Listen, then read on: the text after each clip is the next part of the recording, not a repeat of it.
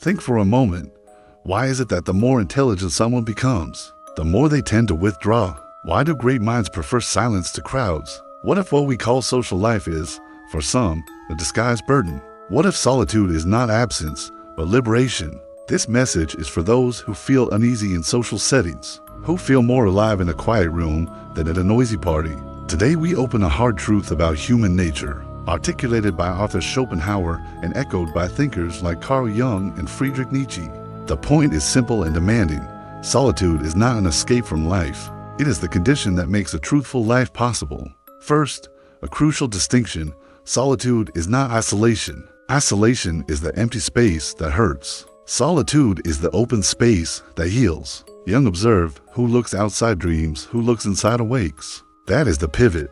This is not about rejecting the world, but about recovering inner authority so you can inhabit it with clarity. Schopenhauer begins without anesthesia. Much of what we call socializing is, at best, distraction, and at worst, dilution of the self. Not only literal noise, but mental noise, gossip, comparison, trivial chatter, an obligation without meaning. For the one who observes and reflects, this noise does not nourish, it drains. Imagine you are an artist before a canvas. Every 5 minutes someone barges in, demands a reply, insists on your presence, brings a rumor. How much of your vision survives? How much clarity remains? History confirms the pattern. Newton with reclusive rigor, Kafka in quiet melancholy, Nietzsche in mountain solitude, Emily Dickinson in her silent sanctuary. Genius germinates in the soil of solitude because, alone, one stops performing. In society, we multiply masks, adjusting tone, posture, and conviction to fit the group. Alone, the masks fall. For those with a rich inner world, that is not loss, it is return. Jung offers a key. Individuation is the process of becoming who you are. It demands a meeting with the shadow and the inner void, encounters that really happen in environments driven by instant approval. In common social contexts, most exchanges revolve around validation, distraction, and role reinforcement. For a mind that seeks meaning, that is hollow. Solitude, in this case, is not lack, it is power. You know the scene, surrounded by people, yet profoundly alone, not out of contempt, but because conversation never reaches where your mind lives. In contrast, with a book, under a tree, or facing a quiet horizon, a sense of connection with something vast and real emerges. Here is the paradox: deep thinkers often feel more connected to the universe when they are not tightly connected to society. Relationships matter, but for the truly intelligent, they must sustain mutual growth, authenticity, and a shared search for truth. Absent that, solitude is the better companion. Schopenhauer is blunt: the more someone has in themselves, the less they need from others. It is not superiority, it is sufficiency. A mind supplied by ideas, questions, and creation does not seek company to fill a void. It seeks quiet to protect the garden. This is why many are drawn to philosophy, music, literature, and art, not as hobbies, but as lifelines. They are environments where the soul can speak without interruption. This path has a price. Too many, your choice will look like coldness, arrogance, or flight. Family asks why you no longer go out. Friends are puzzled by refusals. Networks label you antisocial. The truth is different. Often, those who choose solitude are more centered, healthier, and more alive than most who perform social rituals. Schopenhauer lived largely alone, not out of bitterness, but clarity. To see clearly is to sometimes grieve deeply. Once illusion dissolves, it is hard to return to theater. Hunger for truth, honesty, and silence grows, not because you are broken, but because you are waking up. Pause and reflect. How often does someone see your soul, not just your face, title, or label? How often do you speak your truth without translating it to fit? If the answer is rarely, your solitude may not be a defect, but an alignment. Jung would add, what you resist persists. Denying the need for quiet only prolongs inner conflict. Owning solitude as practice reduces friction and frees energy for transformation. Now to the core. For Schopenhauer, at the root of human movement lies will, a blind drive to survive, propagate, and dominate. This will colors instincts, bonds, and institutions. Social life is often not a garden of connection, but a disguised stage for ego, status, and validation. For the average person, Socializing is survival, building alliances, signaling worth, finding mates, exercising control. For the thinker who questions the nature of reality and meaning, the game loses color. They do not feel superior, only less interested. At a certain point, depth no longer fits the surface. Nietzsche notes, the higher we soar, the smaller we appear to those who cannot fly. Solitude is the price of truth. Use a simple test. After a social event, do you leave more whole or more fragmented? Clearer or more confused? When fragmentation and confusion are consistent, the strategy must change. It is not about cutting off the world, but exchanging quantity for quality and habit for purpose. Practice begins here. First, attention hygiene. Your attention is currency. Do not spend it at every counter. Reduce notifications. Define communication windows. Identify conversations that elevate and those that drain. Replace the impulse to reply with the intention to respond. Second, a depth diet. One daily page of ideas, one check quote, one synthesis, one open question. Do not hoard sentences. Distill understanding. Third, circles of truth. One or two interlocutors committed to honesty and curiosity. No performance of being right. No fear of silence. Fourth, silence rituals. 15 minutes of deep reading. 15 minutes of intentional quiet. No music, no feed, only breath and presence. Jung reminds us, the soul feeds on images. Silence allows inner images to emerge after being smothered by excess stimulus. Fifth, boundary courage. Say no with gentleness and firmness. Explain less, demonstrate by rhythm. Invite others into substantive conversation. Accept the discomfort of not fitting in as the price of freedom. Common objections deserve answers. Does happiness not depend on connection? It depends on the quality of connection. Bonds built on validation and escape harm. Bonds built on truth and growth heal. Solitude does not dismiss relationships, it refines criteria. It prepares the right encounter and filters noise. Only those who can stand their own presence choose another out of love, not need. What about becoming cold? Coldness comes from shutting down. Conscious solitude comes from opening up. They are opposites. The isolated person contracts to flee. The solitary person expands to see. The first dulls the senses. The second sharpens them. Use a clear criterion. If quiet practice increases compassion, clarity, and courage, you are on the path. If it increases cynicism, indifference, and inertia, adjust the course. The right solitude warms. What about missed opportunities? Opportunities for what? To be everywhere and nowhere. Life rewards those who show up whole, not those who show up always. When your presence carries substance, fewer encounters create more impact. Focus multiplies time. A strategic no creates space for an essential yes. Now the deeper psychological point. Jung teaches that the shadow, what we refuse to recognize in ourselves, steers fate. Social life, as a stage of approval, reinforces persona and hides shadow. Solitude, used honestly, acts as a non-negotiable mirror. It invites meeting what we avoid: fear, envy, pride, guilt, self-deception.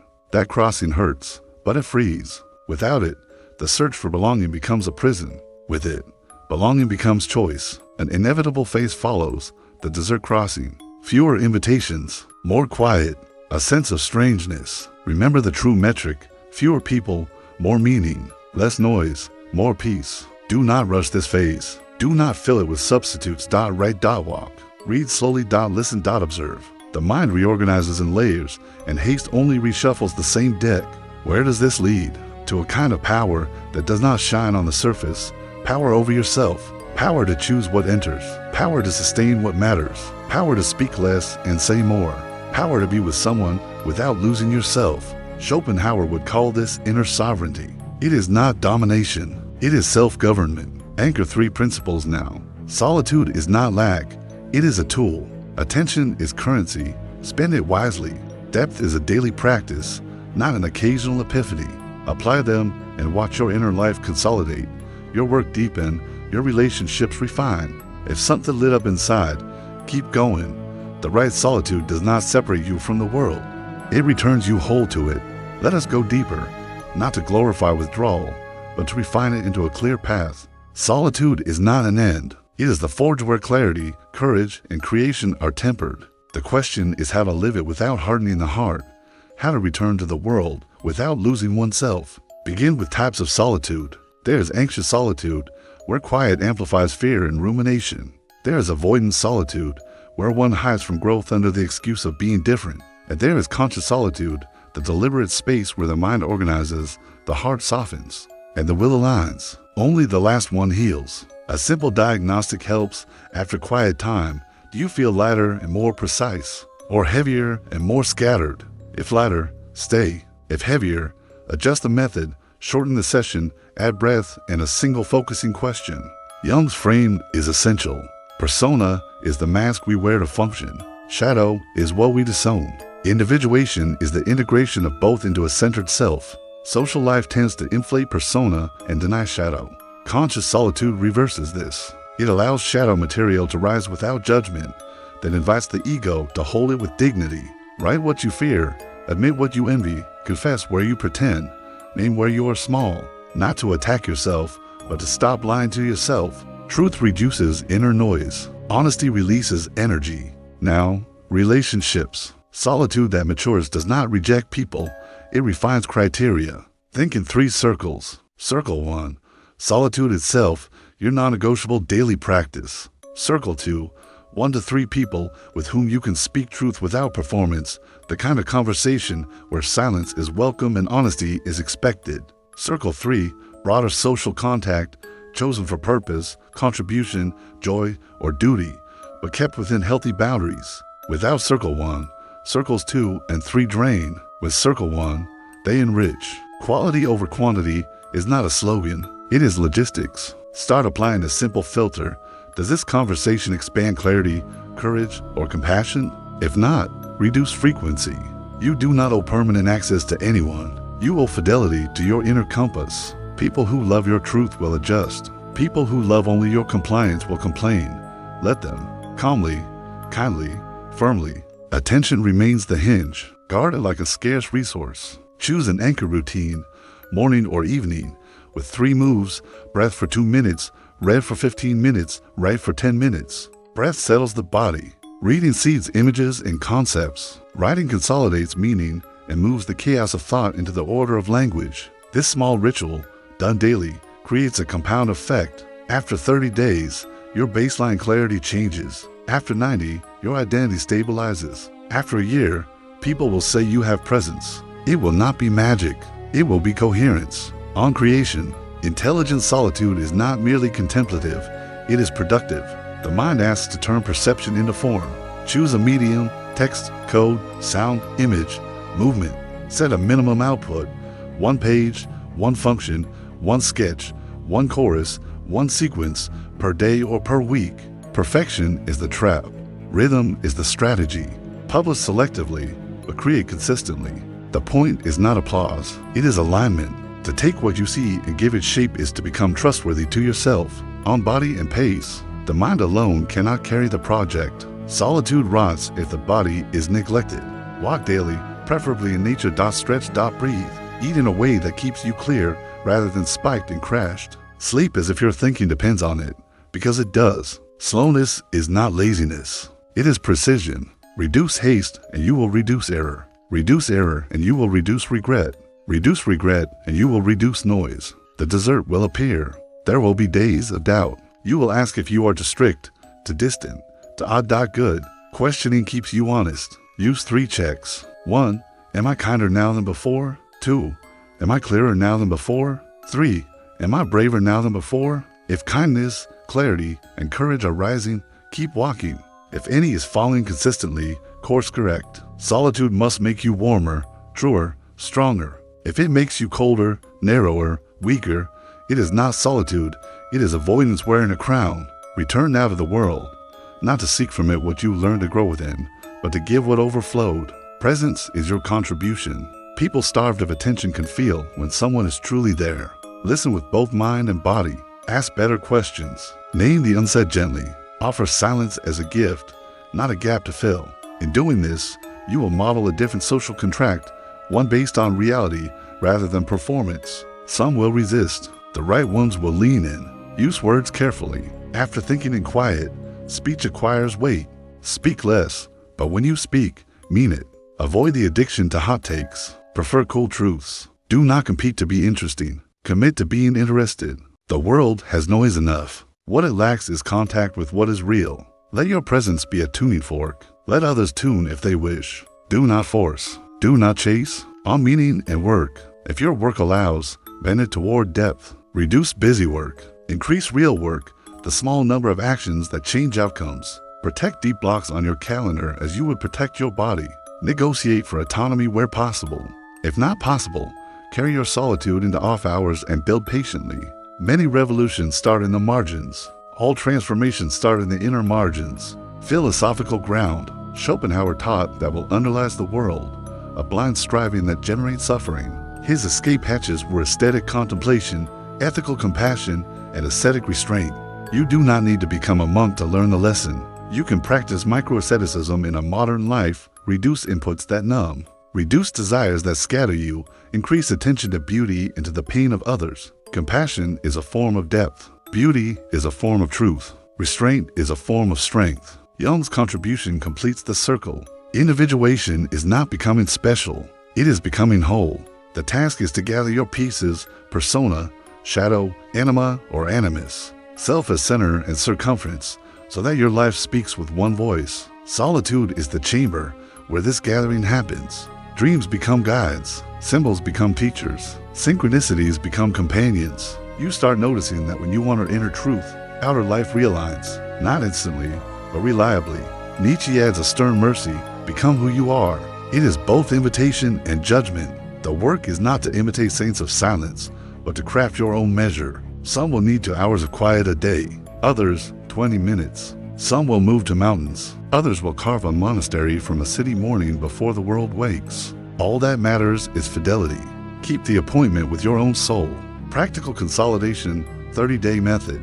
Week 1. Subtract noise. Turn off non-essential notifications. Define a 2-hour daily window without messages. Identify 3 draining conversations and reduce them. Week 2. Add depth. Daily breath. Read. Write ritual. 1 page of ideas. 1 open question carried through the day. Week 3. Build circle 2.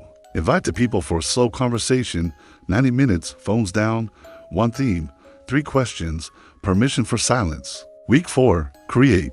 Choose a medium. Ship 1 small piece. Reflect on process and feeling. At the end, review kindness, clarity, courage. Reset for another 30 days. Metrics that matter are internal. Am I more present with people I love? Am I less seduced by constant stimulation? Do I recover faster from noise? Is my work gaining density? Are my words fewer and truer? Do I feel more integrity between what I think, say, and do? If yes, you are advancing. Keep it simple. Keep it steady. A final word on belonging. You may never again feel at home in the common crowd. Good God, do not force it. Find the uncommon few who carry the same flame. They are quiet, often hidden, sometimes lonely. Be the one who sees them. Call them into conversation that matters. Build a small table where reality is welcome. You do not need many. You need the right ones. Remember, solitude is not a wall. It is a door. It is not rejection. It is selection. It is not the end of love. It is the beginning of a love that does not trade truth for acceptance. The world will remain loud. Algorithms will remain hungry. Trends will keep shifting. Your task is not to tame the world. It is to tune yourself so finely that you can move through the world without losing your note. Think of this as an oath. I will protect my attention. I will practice daily depth. I will seek truth in silence. I will choose relationships that honor reality. I will return to the world whole. Who looks outside dreams? Who looks inside awakes? Let awakening continue, 1 quiet minute at a time, until your presence becomes a lighthouse for others still swimming in the noise.